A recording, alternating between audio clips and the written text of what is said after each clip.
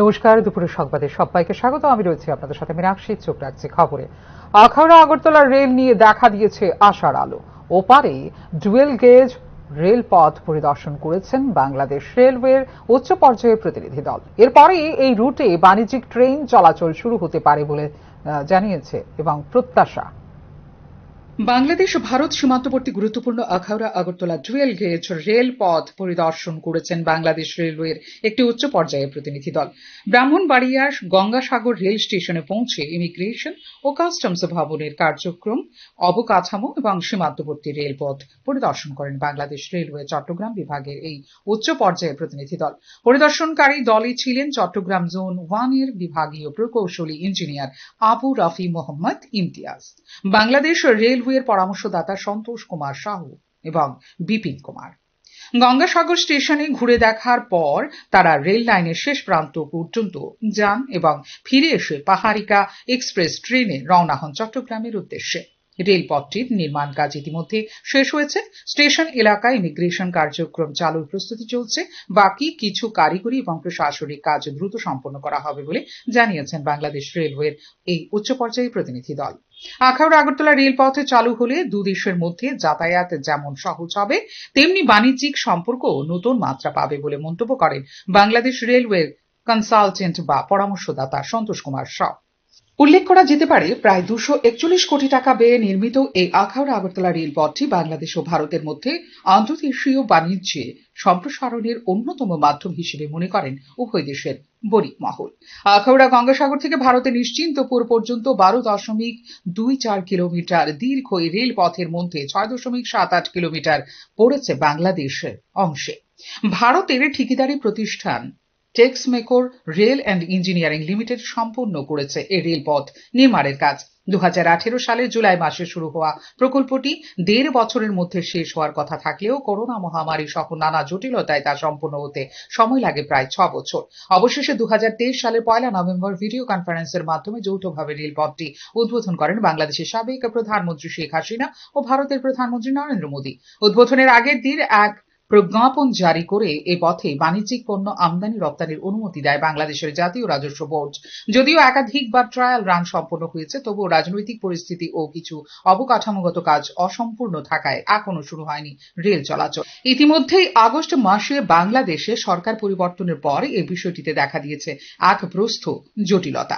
তবে বাংলাদেশ রেলওয়ে সর্বশেষ এই পরিদর্শনে সব জটিলতা কাটিয়ে শীঘ্রই এই রুটে বাণিজ্যিক ট্রেন চলাচল শুরু হতে পারে বলে প্রত্যাশা উভয় অংশের সাধারণ মানুষের। ফিউরো রিপোর্ট, নিউজ নাও। শুষ্ক মৌসুম শুরু হতে হতেই পানীয় জলের দাবিতে পথে নেমে বিক্ষোভ প্রদর্শন হচ্ছে রাজ্যের বিভিন্ন এলাকায়। এক্ষেত্রে জনসংযোগের মাধ্যমে প্রকল্প রূপায়ণে কি ব্যর্থ হয়েছে সরকার? প্রশ্ন উঠছে তা নিয়ে। পানীয় জলের দাবিতে পথে নেমে বিক্ষোভ বিষয়টি বর্তমানে পরিণত হয়েছে রাজ্যের প্রায় প্রতিদিনের ঘটনায়। প্রতিদিনই রাজ্যের কোথাও না কোথাও একেবারে পথে নেমে সড়ক যোগাযোগ অচল করে দিয়ে সরকারের দৃষ্টি আকর্ষণ করতে বাধ্য হচ্ছেন সাধারণ মানুষ। এই ধরনের অবরোধ কোথাও বা স্কুলে তালা দেওয়া, অফিস কাছারির গেট বন্ধ করে দেওয়া ছাড়া সরকারি কর্তাবাবুদের টনক নড়ছে না বলে অভিযোগ সাধারণ মানুষের।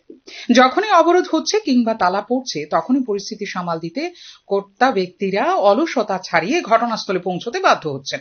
যথারীতি প্রতিশ্রুতি দেওয়া হচ্ছে, সেই প্রতিশ্রুতি পূরণের ক্ষেত্রেও কর্তাবাবুদের গদায় লস্করি চাল দেখে মানুষ অতিষ্ঠ, যার ফলে প্রতিবাদ এখন আছড়ে পড়ছে স্বতঃস্ফূর্ত মহিমায়।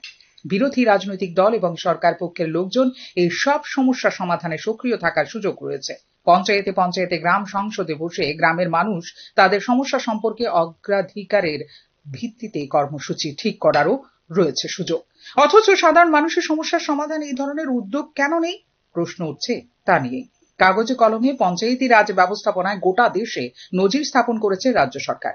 তবে কিভাবে সরকারি কাজে, বিশেষ করে প্রকল্প রূপায়ণের ক্ষেত্রে নাগরিকদের অসুবিধা দূর করার প্রশ্নে সংশ্লিষ্ট গ্রামের পরিবেশ বা সম্পদ কাজে লাগিয়ে নতুন কি প্রকল্প গ্রহণ করা যেতে পারে বা সে সম্পর্কে মানুষের অভিজ্ঞতা গ্রহণের মধ্য দিয়ে নতুন কি উপায়ে পথ চলা যায়, সে সম্পর্কে এখনো পিছিয়ে রয়েছে সরকার বলে মনে করছেন সংশ্লিষ্ট তথ্যবিজ্ঞ মহল।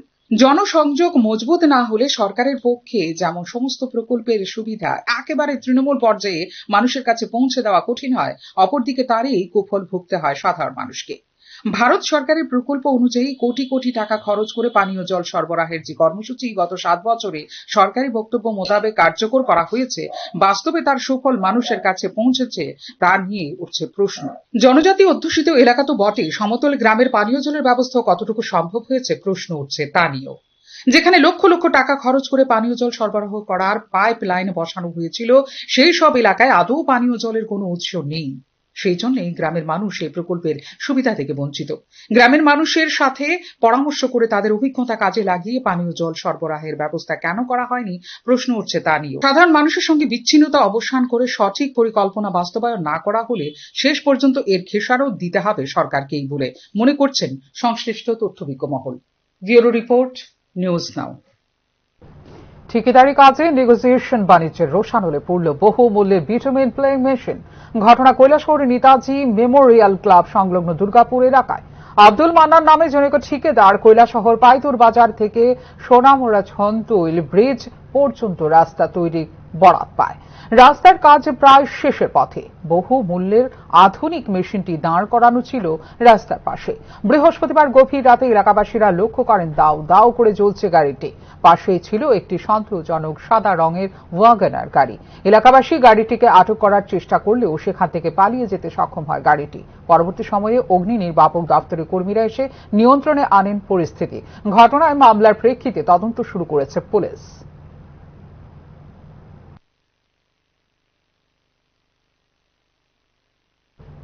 এখনকার মতো এই মুহূর্তে সংবাদ এই পর্যন্ত। অন্যান্য আপডেটস দেখার জন্য অবশ্যই নজর রাখতে হবে নিউজ তার পর্দায়। নমস্কার।